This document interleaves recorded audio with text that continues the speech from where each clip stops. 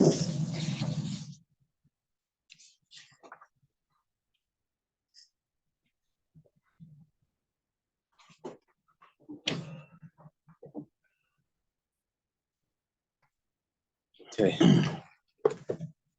today we're going to start on Ayin Beis Amud Beis 72b, Tanu Rabbanan. It's a few lines after the Mishnah.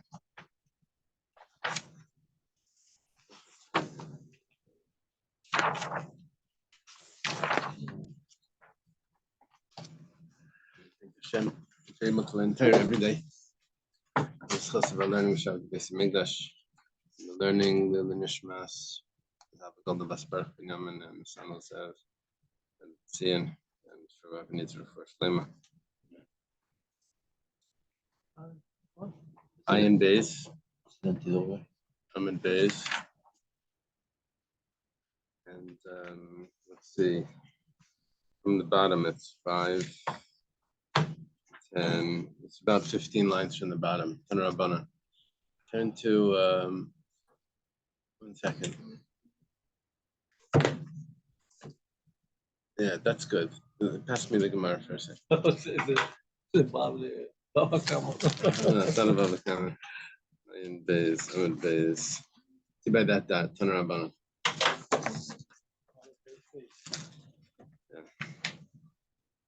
So Tanu Rabbanan was taught in a brayso saying, "Place canal appears such yatsa shar." You can't make up a price. You see, what would happen is you would give money to a farmer. Farmer would get his money, and he didn't provide the produce yet. You'd give him money, and he would provide produce later.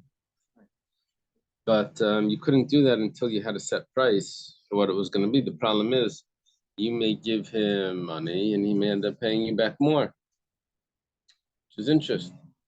So if you're giving him money, it has to be the market price for what it is. So until the market price is out, you're not supposed to give him that money for the year's produce, because you don't have yet what the value is. How did they do this market price business? Was there a publishing house that did it, or was the government fixed it? Or they have internet? I think they knew the price when the crops would come in. So it's one price for the whole country, or they have larger markets and then they have smaller markets. We're talking about the larger market. They set a price and then everybody knew what the price was. Yeah. Yatsa Shar, once the market price was out, then they can give this money for the produce. Okay. Now the reason for this is because when he's giving him the money, this fellow is giving the farmer the money. So that money actually could be purchasing that grain right away at this time. He happens not to have the grain, but it doesn't matter, because that this is the value of that grain that exists. So it's not it won't be any sort of interest here. Is there any him having the money before he delivers the produce? Isn't considered like a benefit? It is. It is. The lender is allowed to give the borrower a benefit. The borrower is not supposed to give the lender the benefit. And here the seller would be considered. The seller is considered the borrower.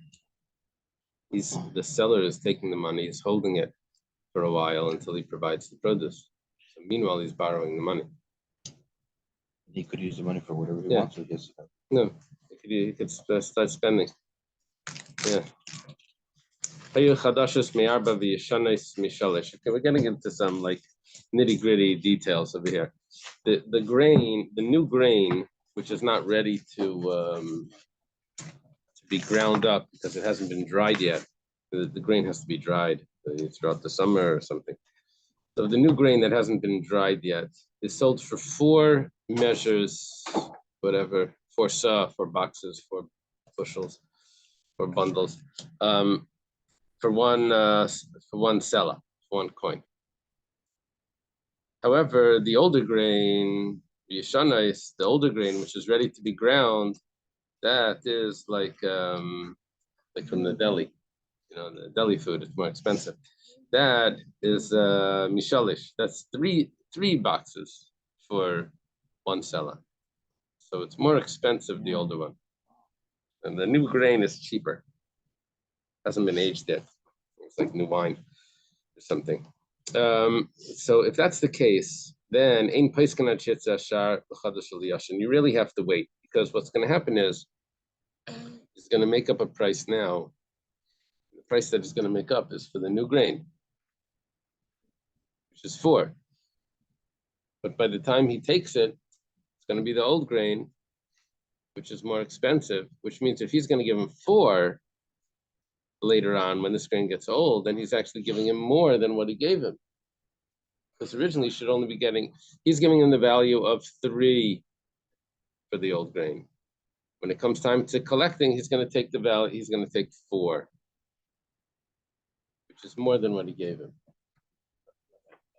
Where it says 4, it mentions gleaners, and there's different. Oh, wait, I'm not up to the gleaners yet. 1 second. For the gleaners.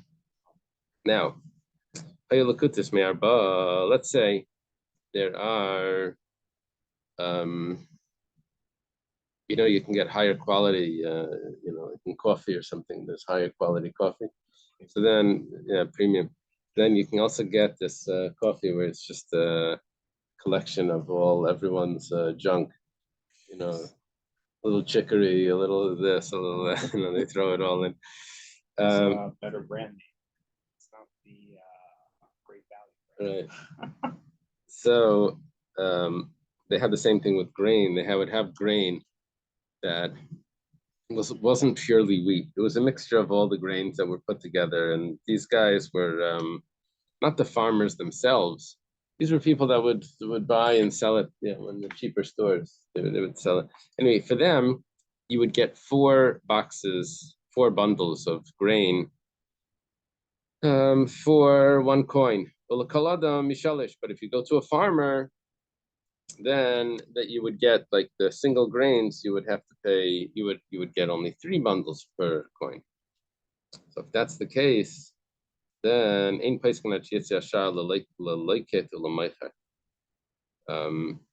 need to wait for the price to come in where everyone is equal. I'm not sure what would change.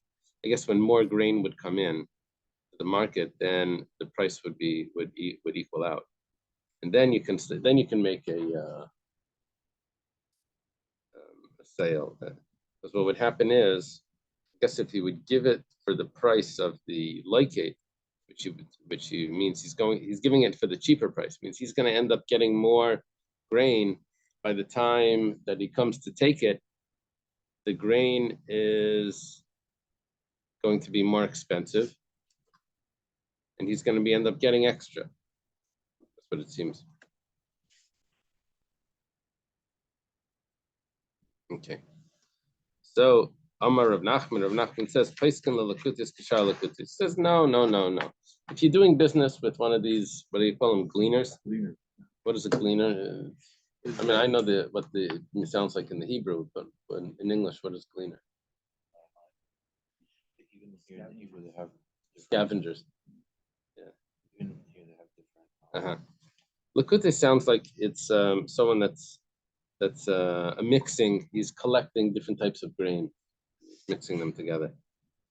So Rav Nachman says, if you're going to buy from such a person, then you set up this. There's different markets, and if for that market the price is set, so you'll buy from there, and that's what you're going to take back afterwards. Amalei Rav Nachman, Rav says to Rav Nachman, I don't like it. Why are you allowed to do that? The Ilesle, let's say this person doesn't have the grain right now. So what's our rule? We have the rule of thumb. If it exists, so Yazif Milaiket Chavre, he can borrow from his friend and he'll take it. In other words, the money that he's getting right now could be applied to grain that exists that his friend has. This grain really exists, and this is the price. So if we want to do that, so Balabayas Nami Yasif Milaiket. So why can't you buy from a regular farmer? And if he doesn't have it right now, so he'll borrow from a laiket.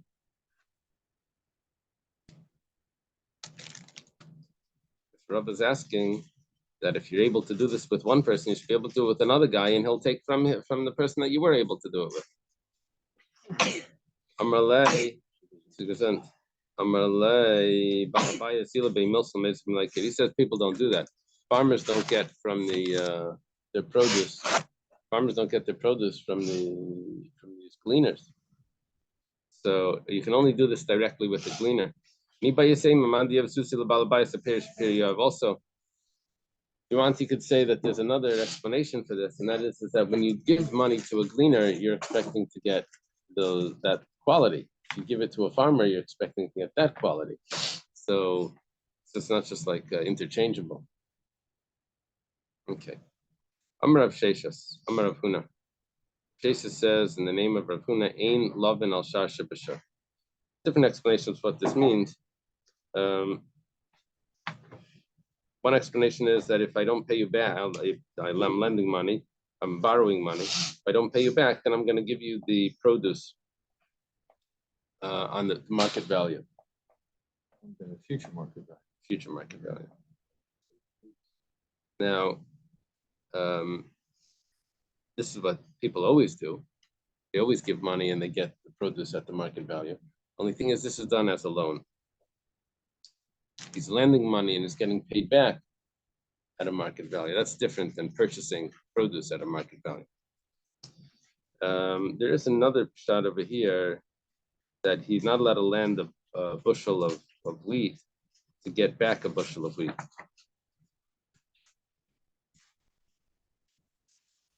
Because the price could be different. Yeah, because the price could be different, and then you're actually, this is a rabbinic problem. Amalei Rav Yosef, that's all rabbinic. Amalei Rav Yosef Bar Chama Rav Sheshas. I think that's Rav's father, right? Rav Yosef Bar Chama says to Rav Sheshas, Amalei Rav Yosef Bar Abba Rav Sheshas. Miyam Rav Huna Hachi. Did Rav Huna really say you're not allowed to do this? But by my name Rav Huna, but we asked Rav Huna. Hani b'nei Bei Rav, the Yasser b'Tishrei Pari b'Tevis, Sharia Yasser. Apparently, there were these yeshiva students that would borrow money in Tishrei, and they would pay back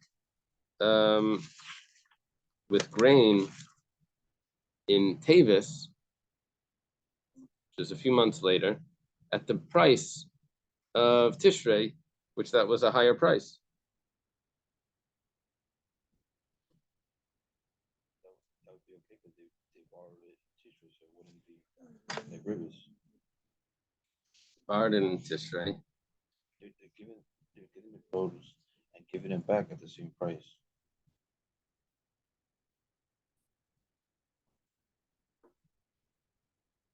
At a cheaper price. Tishrei would be the cheaper price.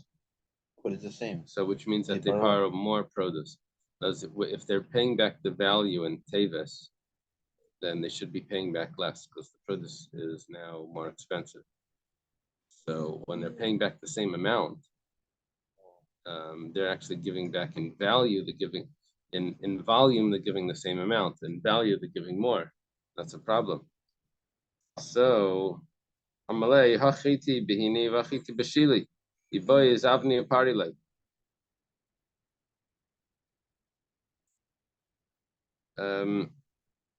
He says there's grain in another city that would cost this price, and it was acceptable.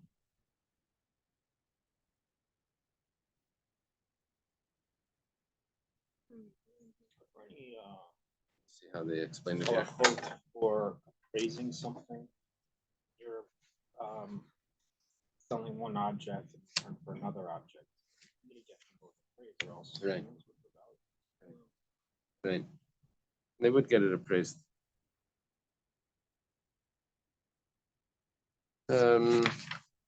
What's his explanation here? He says that it's permissible because there's wheat in the cities of Hini and Shili. We had this expression before. And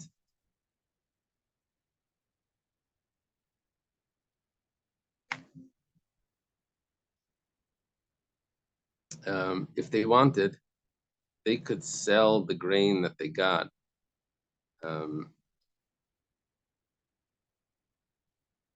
immediately.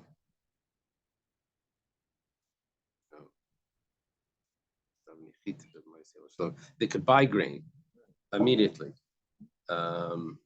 at this lower price and pay it back in Tavis, which means that they're not paying extra because they're holding on to the money, because the market price was out. That's what it sounds like. The market price. So then why is it changing from in between Tishrei and Tavis? Does it say why if the market price is out, why is the price?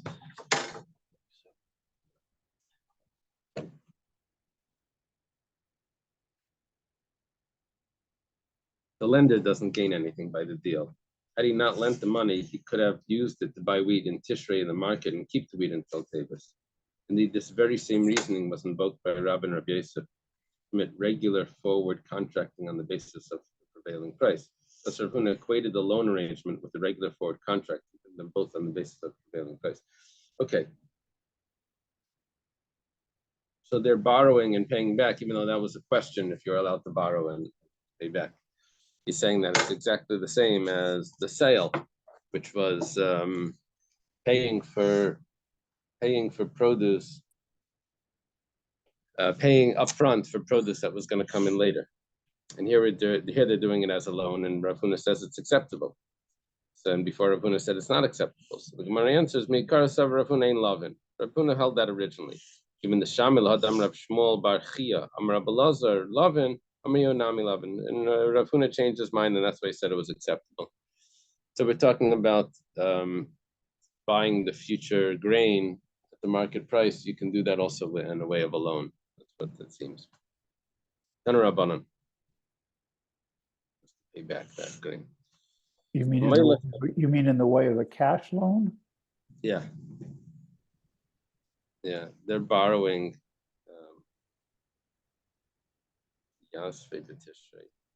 Yeah, they're borrowing money and they're paying back grain. That, which is basically what people do with the purchase. They pay the money and then they pay back grain. Here they're doing it as they're borrowing the money and paying back, and then we're saying that it's the same thing. Well, doesn't that solve the entire problem? If you can do that, the problem is these farmers would go to professional lenders. I read once that this is the oldest form of credit transaction in history. This is the way farmers work. They would have to borrow money to buy, say, the seed corn that they were going to plant, that's going to be their next crop. So if you can pay back in cash, then it's a stam loan, but then you can't pay interest. So there's no incentive for anybody to do it for you. Right? Because they would typically, these aren't like, I borrow $1 from you to put in the these are big year in, year out transactions. Right. So if you can, I'm getting lost here. I'm getting lost. Yeah, they would lend the grain and take back bushels of wheat afterwards. And that's okay, but lending the money and taking back a bushel of wheat is not okay. No. Is So that lending the money, you're saying now that the market price, once the market price is out, you can either pay the money for the future grain, or you could lend the money, and the person will pay back the future grain. Yeah, but these transactions occur before the market price is out. That's the issue. Yeah. So that I'm not sure. I think the Gemara is going to discuss that shortly about lending the seed. Let's see. This can all be cleansed with a heteriska? That I don't know. Because the farmer can't wait. I mean, it's fine for the rabbis to have an issue, but the farmer can't wait. He needs to buy some grain to put in the ground. That's right. Before the season's over. Yeah. Okay, Taner Rabbanan. It's another case. If someone is taking grain from one place to another, his friend comes along and says,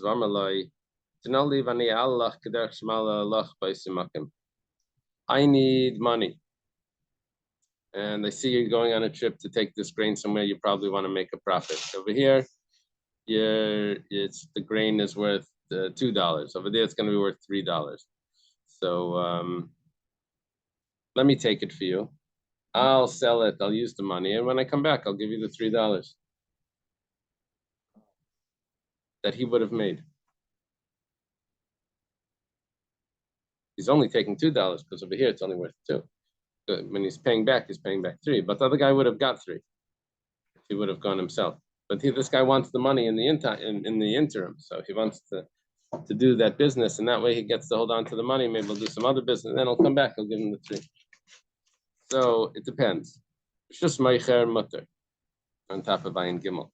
Who's taking responsibility for this grain the whole time? So if the seller, if the original guy that was taking the journey, he's still responsible, then the person that's selling the grain is not selling his own grain, he's selling the grain of the seller.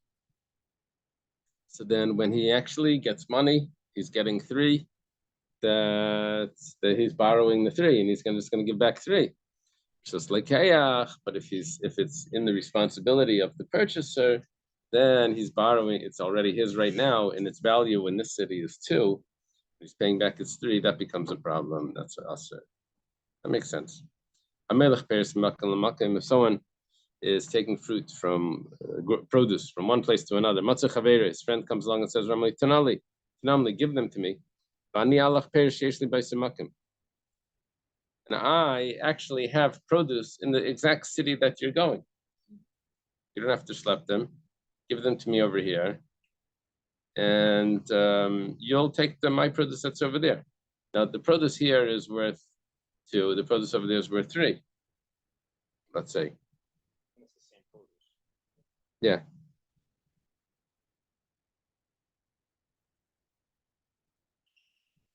Now, he's paying him back because this is the reason why it costs more is because it's in another location. Same amount, but in another location, and it's more expensive. But the person would go there. So, if the person actually has at this very moment the produce already there in that place, then it's permissible. That's an exchange, and it's an exchange because of the transportation fees. There's things that you could take into account. So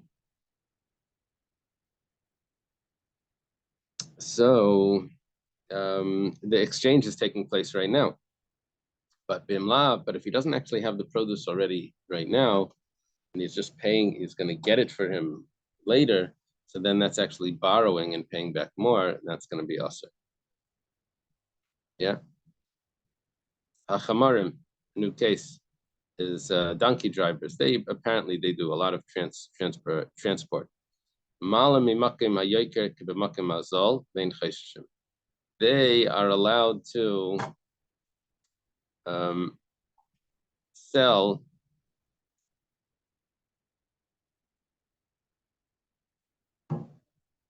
they bring from the cheaper places to the more expensive places. But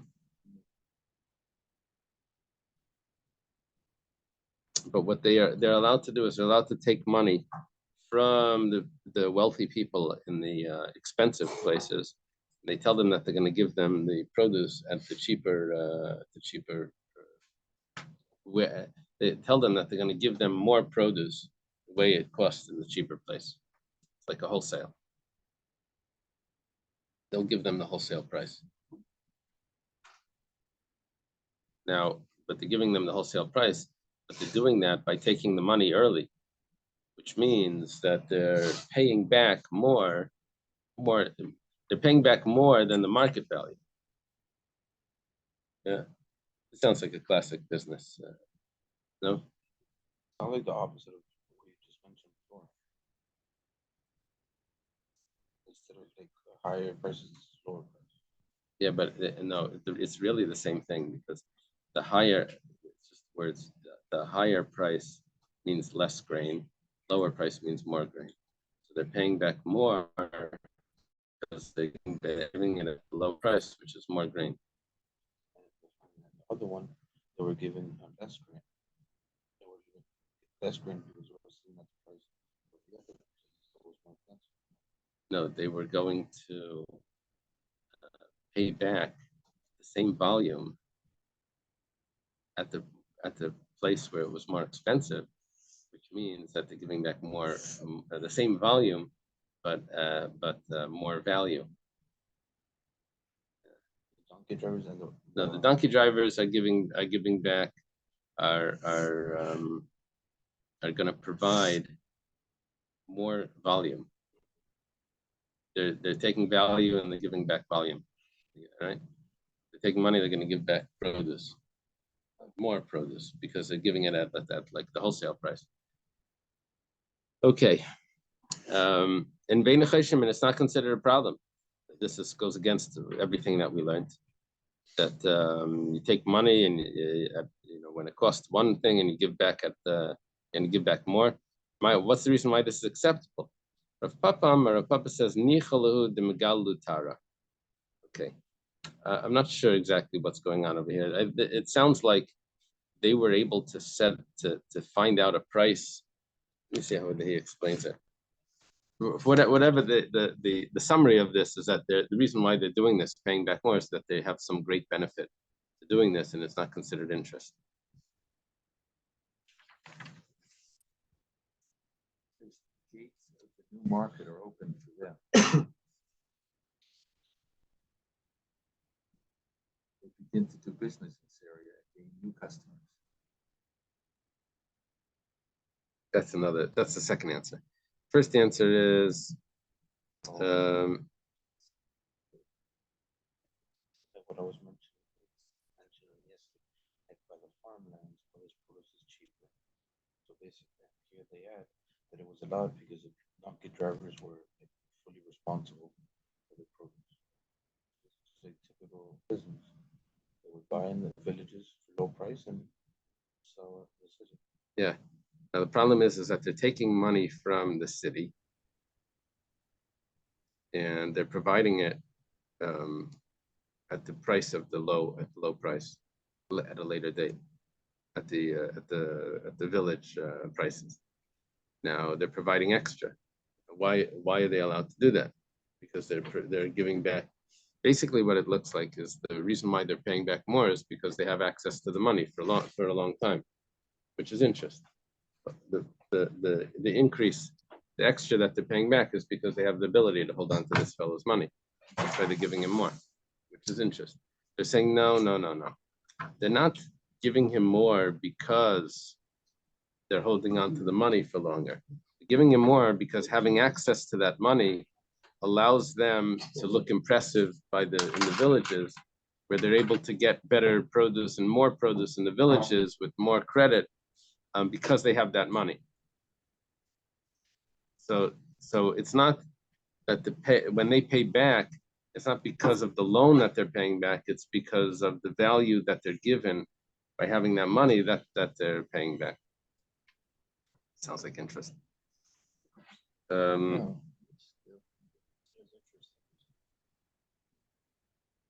No, it's down in Puerto Rico. You have these Cuban drivers that would go around and buy it right from the farmer at a low price, fill up their truck, right, with bananas or whatever.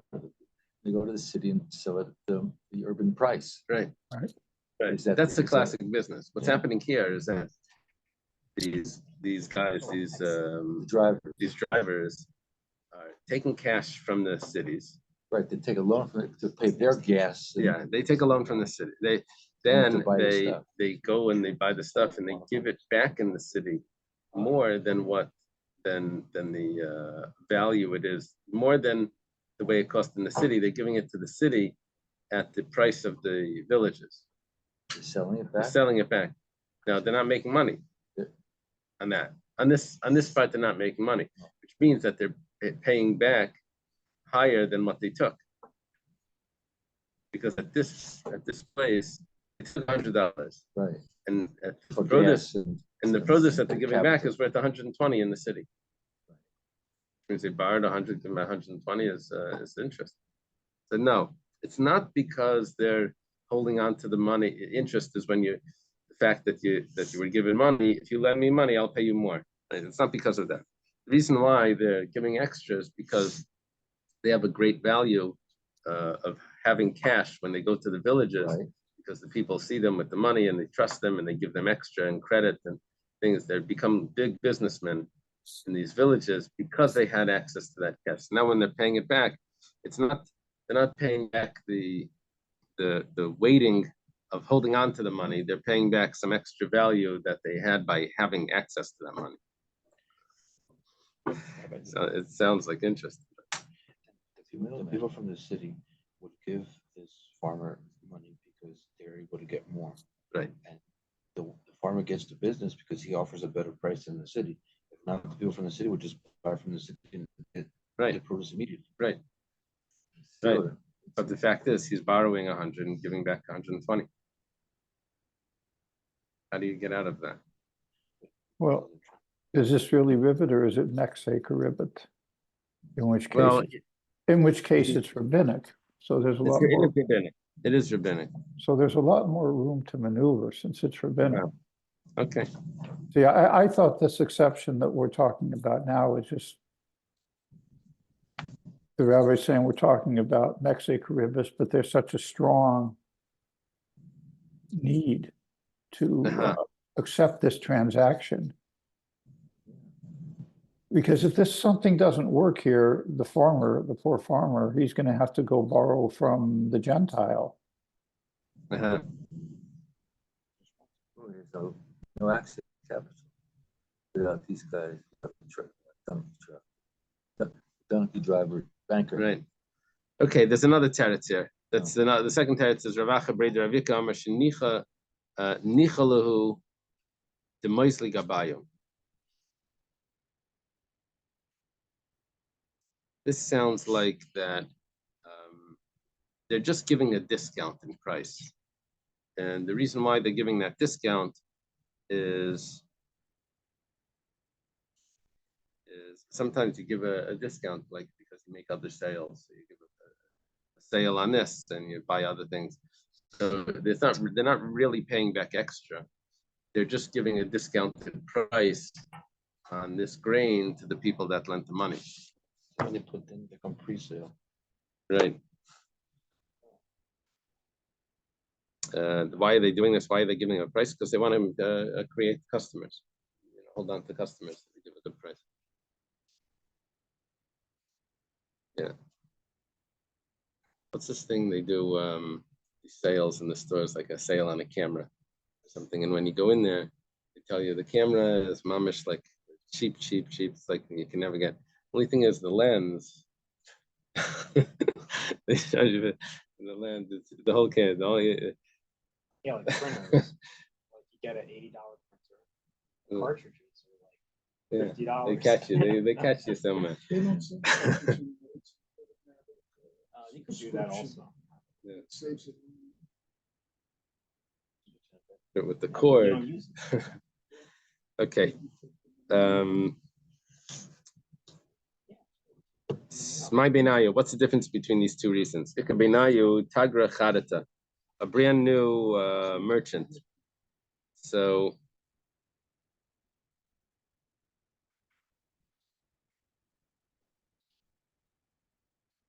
if it's because Rashi has a pshat like this. What Rashi's pshat is that when they go to the villages and they say that they have to provide a certain price to the city, then the villages will lower their price as well. Because they know that this guy has to be able to provide it for the city. He's a big customer, so they do that. They trust him. If it would be a brand new merchant that says, I need to provide for the city at this and this price, they're not going to trust him. And they're not going to, so that, but if it's just because,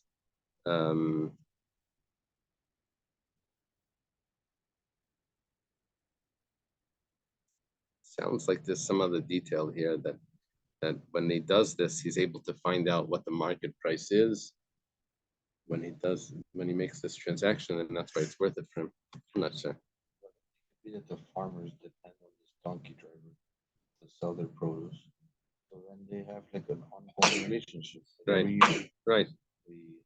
That's would be with the merchant that always comes. A new merchant, though, they don't have that relationship with, and they Give him won't a higher trust them, price. right? Kiwel, the Surah in the city of Surah, Asli Arba, every 4 bundles cost a zuz.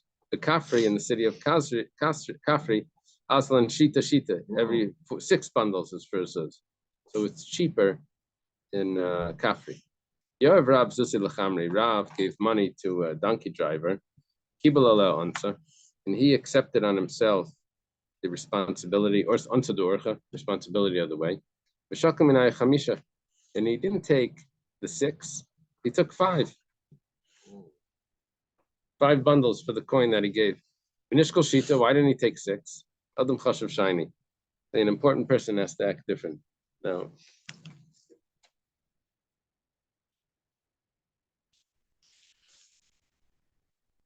He wanted to pay for the delivery. so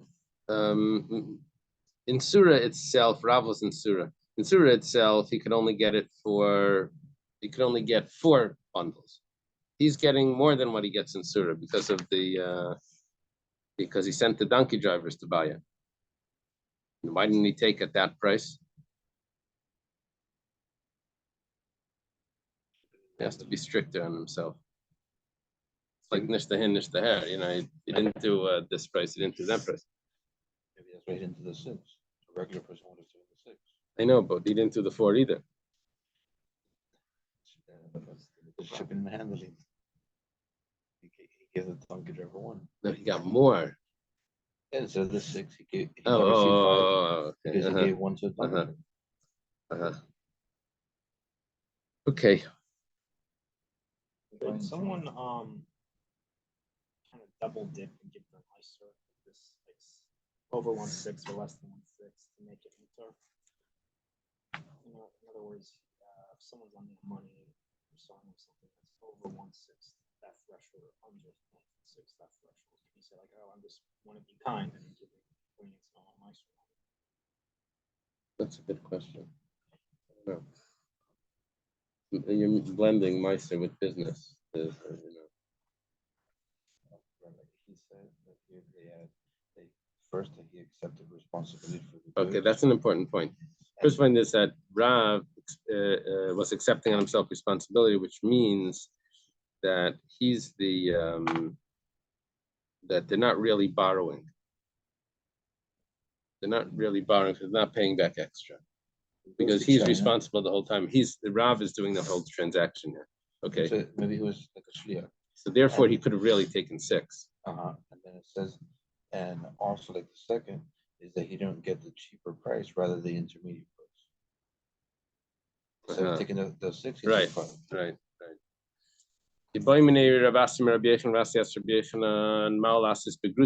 Can you do the same thing with grutes?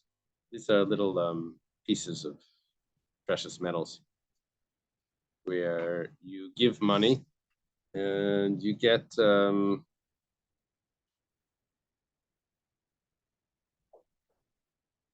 back at the other price, at the price of the other place where it's cheaper. So I guess the difference is, do we only allow this by grain, or do we allow this for other things as well?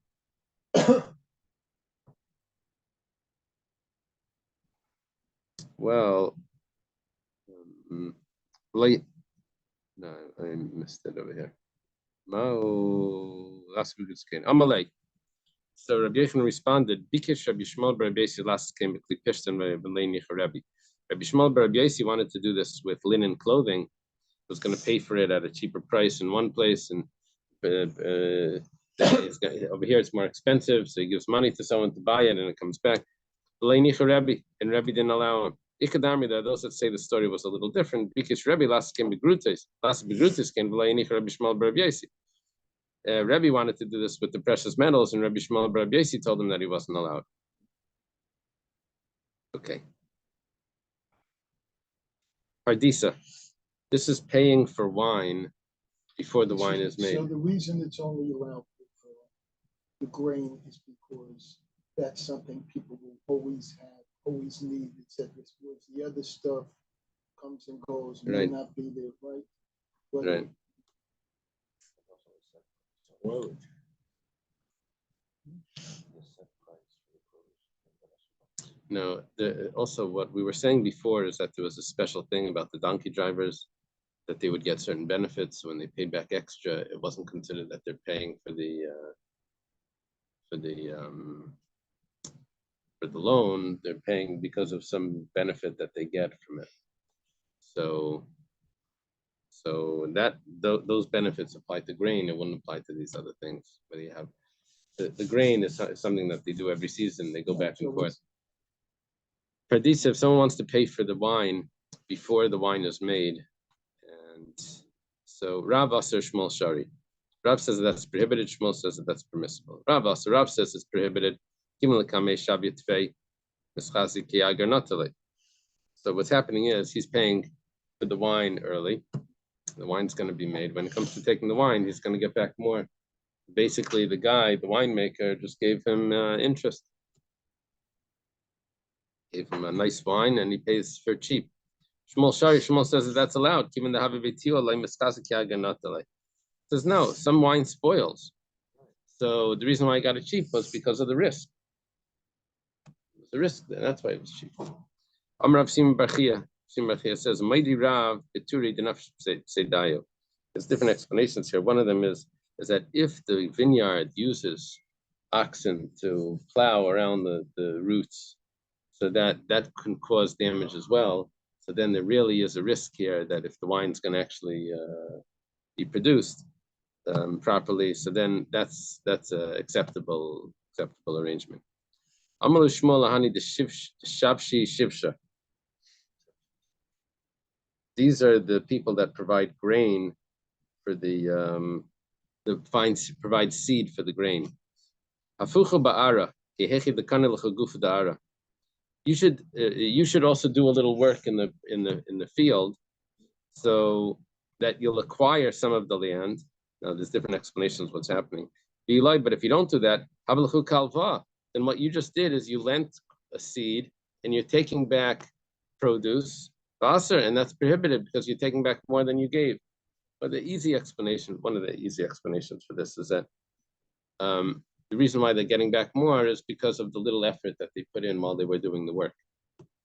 They did a little work. The guy that lent the grain also does, and he turns over the thing and he does a little work in the field. So when he pays him, he's going to say, "Oh, I paid you for your labor."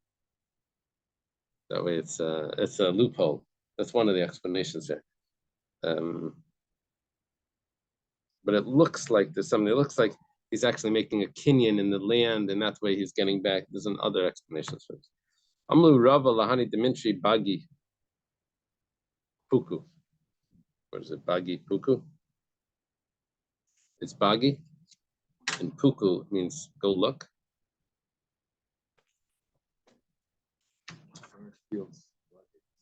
Puku means go out. Afuchu bebeidari, and turn over the grain. These are people that would watch the fields. Bagi is the meadow or the field. Rava said to them, go out and turn over the grain in the threshing floor. Because when you get paid only at the end. And at that time, they're giving you the cheaper price, which means you're getting extra. And so therefore, you should do a little work. So that way, the little extra that you get would be covered by that work, and it's not considered interest. Amalei Rabbanan L'Rava.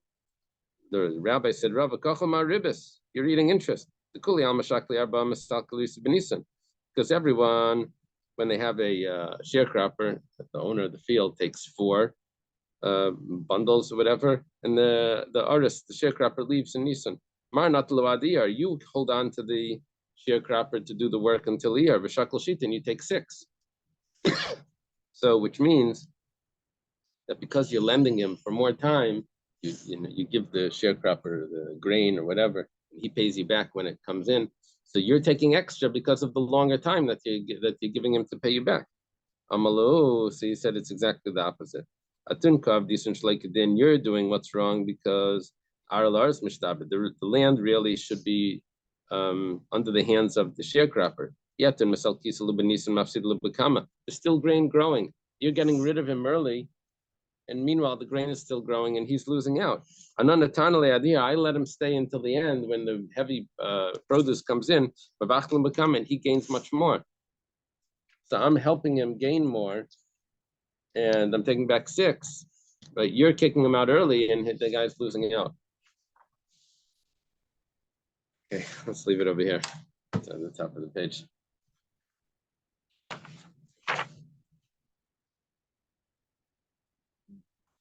Basically, everyone else was cheating their Sharecropper.